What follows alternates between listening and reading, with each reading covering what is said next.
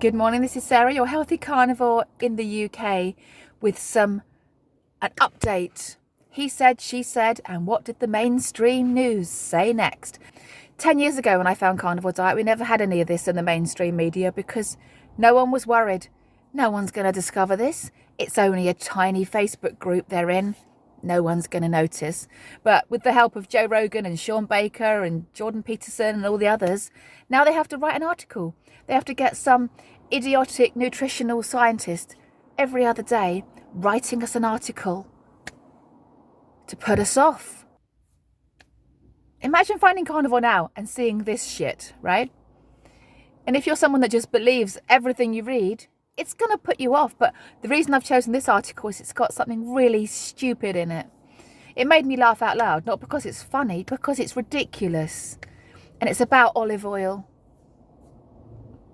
It was just a stupid line. I don't know why they used that line. And I can't believe they read the article back to themselves and thought, I've done such an amazing job with this. Let's look at this shit, right? Let's pop it up. Let's put the headline on there. Let's put the headline on there. I don't know who this Dr. Federica Amati is. Is that how you pronounce it? I don't know who she is. I don't care who she is.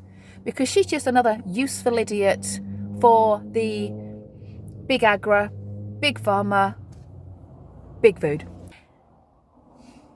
So either weight loss or rapid weight loss does help with diabetes or it doesn't. Make up your mind. Nutritional scientist said a new study showed the health risks of eating too much of one food. Oh, one food. So now we know it's about the carnivore diet, don't we? Because it's just eating one food. Uh-oh. This useful idiot is going to tell us about. But it said, new study. Now this is there's a few bits in here that I want to question. Well, all of it for a start. But new study. They haven't made a link to this new study. They've just said there is a new study. Right? Where's the link? Put a link in there. I mean, the vegans like us to show the studies, show the science. Well, this carnivore in the car is saying, show me the science. I would like to have a read of it. And I'm not just going to read the hypothesis or the conclusion. I'm going to read all of it. One thing that people don't know about me is I did actually go to university and do actually have a Bachelor of Science. I don't talk about it that much because it's not relevant to this topic, the subject that I did. But it does mean that, but also I've got I've got such an open-minded, critical brain. I want to know the ins and outs of things. Show us it. Show us the science. Put the paper in there. Don't just say, new study showed the health risks of eating too much of one food. Show us the actual causation study. I want to know. So for a start, it has absolutely no viability. Now she goes on to say, Federica goes on to say, now, if you follow anyone doing any of the carnivore diet fans, if you follow the diet fans, it's not a celebrity. The carnivore lifestyle is not a celebrity. It's how we're supposed to be eating. Proper human diet, species appropriate. Fans, you'll know that eating lots of red meat can actually help us to prevent metabolic disease. But the evidence that they're not going to show us clearly shows otherwise. The evidence clearly shows otherwise. Okay? I like to see the evidence. What else have they got to say? What evidence? They say that it increases the risk of developing type 2 diabetes. That's because, they're going to tell us why now. That's because our metabolic health depends on us getting a variety of foods and a high fibre diet. Now, fibre is part of carbs, and carbs are non-essential. That's been proven time and time again. So, critical for good metabolic health.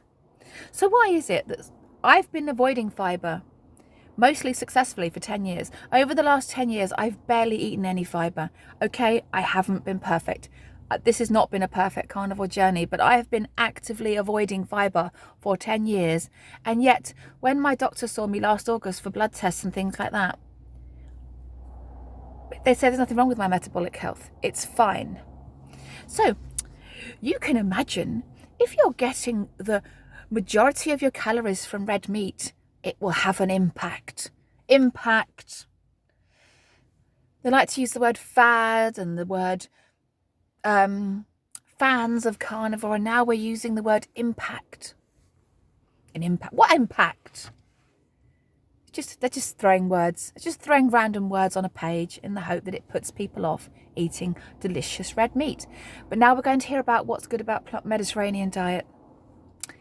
Rich in plant-based foods, because that's a good idea, isn't it? Plant-based foods. Peasant food, slave food. Historically, the people that were rich, the people in charge, were eating the meat, and it was always the slaves and the servants and the people that were lower down in the social tree that were eating the plant-based mush. If you've ever seen something like Downton Abbey, it just shows it, doesn't it? The people on Downton Abbey, those servants that wander around downstairs in their kitchen, they're not eating the meat. They're eating the porridge. They're eating the grains, the bread, while those on the top floor are eating their meat and their game and their freshly caught, amazing animal foods. So what are these foods that we need to be eating? Fruits and veggies, whole grains, nuts and seeds. These are all completely gut-wrecking foods, just absolutely crammed with anti-nutrients. It's pulses. Oh, my stomach absolutely loves pulses. Everything good happens in my gut when I eat pulses, including beans and chickpeas and lentils. These are just gut-wrecking, just full of lectins, just full of just every anti-nutrient you can think of. They've just listed there, from oxalates to goitrogens to everything, just everything bad. We're going to eat that. But don't forget to add some fish, lean chicken and low-fat dairy. But what struck me about this article is, what made me call it out is, have you heard of olive oil? Have you heard of olive oil? It's just this bit in this article. I'm going to show the screenshot of it now. In the Mediterranean diet, they also have something called olive oil. Something called olive oil. Was this written by a 5-year-old? A 5-year-old could read this. Something called olive oil. Everyone, even the biggest divvies, have heard of that. And olive oil is the base of these Mediterranean diets. And that has a very high level of different polyphenols. Polyphenols, another nice long word, that our microbes love. Oh, that's nice. That's nice. Our microbes. Not microbes. Stomach health, gut health is one of the least understood part of a human body. We only know probably 1% of understanding how the gut flora, works. They bang on about microbiome, and these people clearly don't understand it at all. I'd like to ask Lee from Kent Carnivore what his gut thinks of all of these foods. He's a young guy. And has the stoma bag now because of these foods. A food called olive oil. Stick those nuts and seeds down there. It's disgusting. These useful idiots that write these articles, I bet they didn't get paid enough for that either. That article was written by what you might call a useful idiot. I don't know how much they got paid. Probably not a lot. Not enough. Not enough to make it worthwhile that they're taking part in a lie. Yeah. There's something called olive oil. Wow. Anyway, so that's that news of the week discussed. I haven't looked up ultra-processed foods for a week, so I need to do that and see what their most recent article is defending ultra-processed foods. I did a video, it's not long ago, but it was basically talking about how they've got scientists on the case They've got scientists, they've said to us, watch this video back. I did it maybe 2 weeks ago. It said, don't worry about ultra processed foods for now, because we have scientists on the case who are looking into the ultra processed foods and working out which ones are good and which ones are bad. So for the next 5 years, just carry on eating them. Lovely. They've got it sorted for us. And now at the end of this video, we've got another episode of Carnivore Convo. He said, she said, what they said, what he said. This is just someone I was talking to in the general public. Won't say how I know them or where they're from. But yesterday I really smashed my breakfast. I ate so much food. I had 2 steaks with a load of bacon and an egg on the side. And it did keep me going till 4 p.m. So I have to feature beef in my morning somehow. I've got to prioritise it. But of course, I do love freaking people out. I am my father's daughter. He would do anything for a reaction. Anything for a reaction.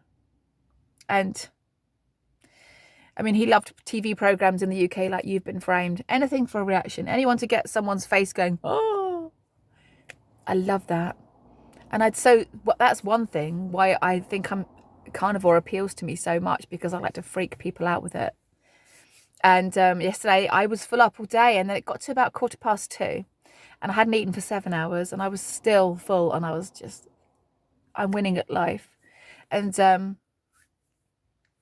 somebody, and I said, oh, I didn't have any lunch today because I just wasn't hungry. I haven't eaten since 7:15.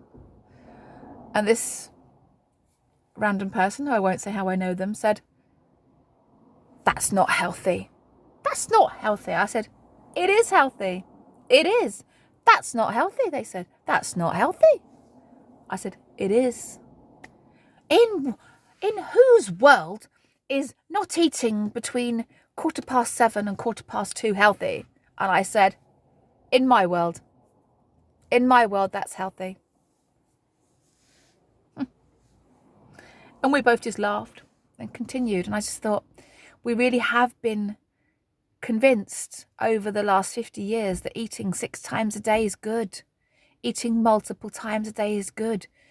But these people that are saying that's not how, so they're basically saying that to go for 7 hours without food.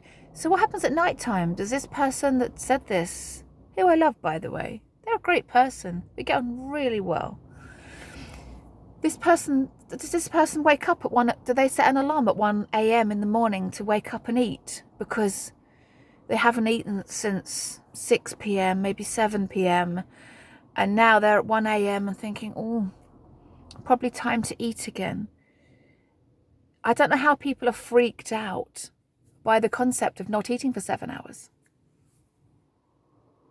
Because, you know, our beloved NHS, who we love so much, say we should eat every 2 or 3 hours. Keep our energy levels up. Get those carbs in. Keep your energy levels up. Don't go for any distance without food. That's not healthy. I felt pretty healthy. I was bouncing yesterday. I had strong ketones because I could taste it in my mouth. The sun was shining. I was bouncing. I was full of beans all day, playing football with the kids at school, just running around like a little teenager. But I'm unhealthy. I'm the unhealthy, crazy one, right? No. I don't feel very unhealthy. I feel very healthy, which is why I've called my channel Healthy Carnivore, because I know when I eat just meat, I feel fantastic. I was thinking about talking about, no, I'm not going to do that. That's going to be another video.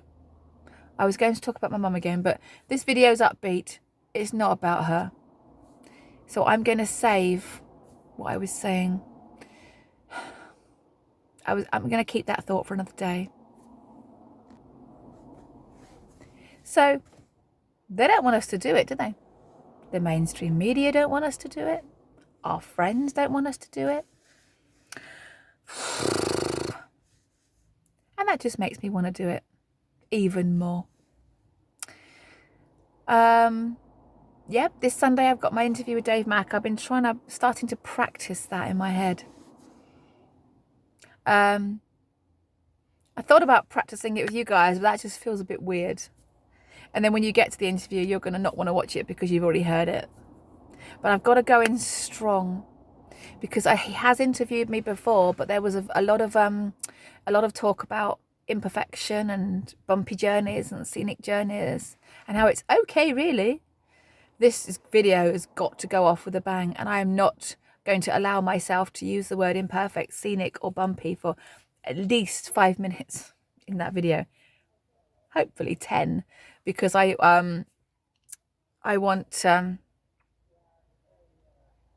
want people to be interested in that video. I'm going to have to write a script, I think. I'm going to have to write some bullet points so that I don't mumble or waffle. I want it to be strong.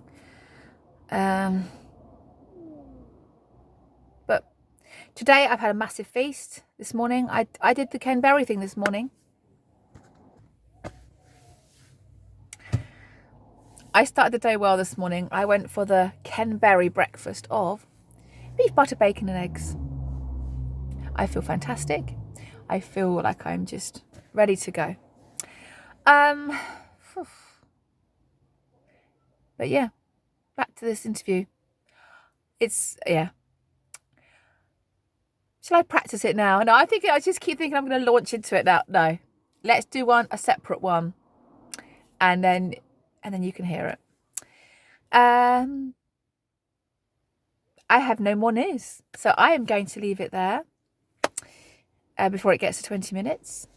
We have no sun today, so I'm going to have to be my own sunshine today. It's Thursday, and that's normally an easier day for me, so come on. And I didn't say what day I was on. That's sad. Is it 116? Is it 117? I'll pop it in below. Let's put it in here.